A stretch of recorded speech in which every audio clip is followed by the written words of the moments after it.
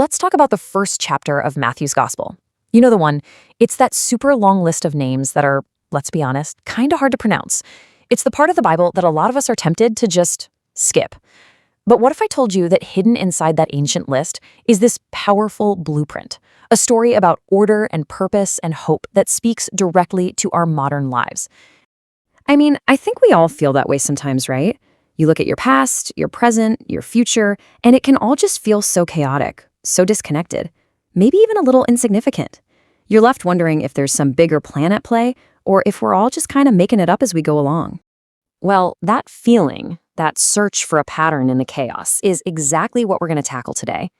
We're not just opening up this ancient text for a history lesson. No, we're opening it to find a blueprint, a really profound answer to our very modern questions about purpose. So what is this blueprint? Well, the author, Mathew, he opens his account with this meticulously crafted genealogy. This isn't just a list of begats and forgotten names. This is a deliberate, structured plan that spans over 1,000 years and 42 distinct generations. You know, for Matthew's original audience, a genealogy wasn't just some sentimental family tree. It was a legal document. Think of it like a title deed to a piece of property. This list of names was Matthew's way of making a legal claim, of proving a royal bloodline, and showing that a divine promise had been faithfully kept throughout history. And this timeline, wow, it really shows you the sheer scale of that promise. The whole blueprint starts way back with Abraham, where the initial promise was made. It builds all the way up to King David, the absolute height of the kingdom. It even endures through the exile, a long, difficult period of just waiting. And it all leads to one person, Jesus, the fulfillment of everything. So here's the crucial point. Mathew is making a legal and a royal argument here. His audience, they were living under Roman occupation, waiting for a promised king to come and restore their nation. So Mathew is essentially unrolling this giant scroll and declaring, here it is, here's the proof, here is the one with the legal right to the throne.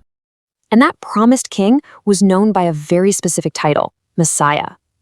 It comes from the Hebrew Mashiach, which means anointed one.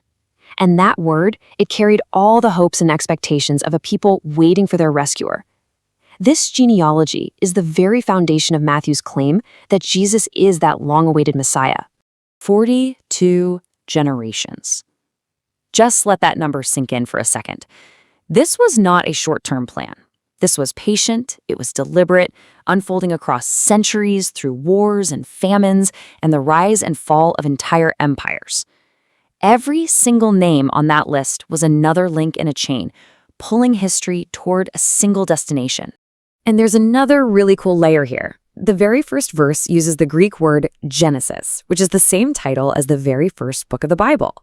Matthew is sending a crystal clear signal here. This isn't just about fulfilling an old promise. This is a brand new beginning, a new creation story for all of humanity.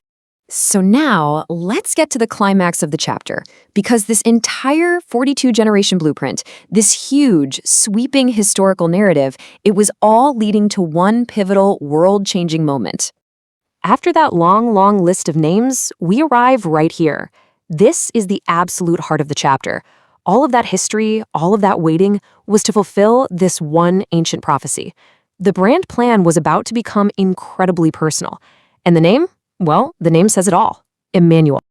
And that's the whole point, isn't it? Emmanuel, God with us. The grand cosmic plan that spanned 42 generations was designed to bring God not just to a nation, but right into the very fabric of human life. The story goes from this massive historical scale to the most intimate and personal connection you can possibly imagine. So that's the blueprint, and that's the goal. Emmanuel, God with us. But listen, that's not just some historical event. It's a present reality. So what does that mean for us today, living our own seemingly random lives? Let's connect this grand narrative directly to you. It's the ultimate so what question, isn't it? I mean, it's fascinating history, for sure. But how does it apply when you're stuck in traffic, or you're facing a deadline, or just wondering what your purpose is? Well, the principles behind this blueprint are actually surprisingly practical. See, the message of Matthew chapter 1 gives us a framework for finding order in our own chaos. It basically invites us to do three things: to trust the wait, to look for God with us in our daily routines, and to accept that our unique, messy story has a place in this larger narrative. Let's break that down a bit. First, if you're in a season of waiting, just remember the 42 generations. It's proof that waiting is part of the process. Second, God with us isn't just a historical fact. It's an ongoing reality you can find in the most routine moments. And finally, that list of names, it is filled with messy stories and imperfect people. It's a powerful reminder that your story, no matter how complicated, doesn't disqualify you. In fact, it might be exactly what qualifies you. So here's the ultimate takeaway. The God who carefully guided 42 generations to bring about God with us is the same God who is with you today. You are not a mistake. You are not a random footnote in some meaningless story. You are part of a continuing legacy of grace. So I'll leave you with this question to carry with you. In what part of your life and what part of your story do you need to stop trying to force an outcome and start trusting that a careful, intentional plan, just like the one we've just seen, is unfolding for you right behind the scenes?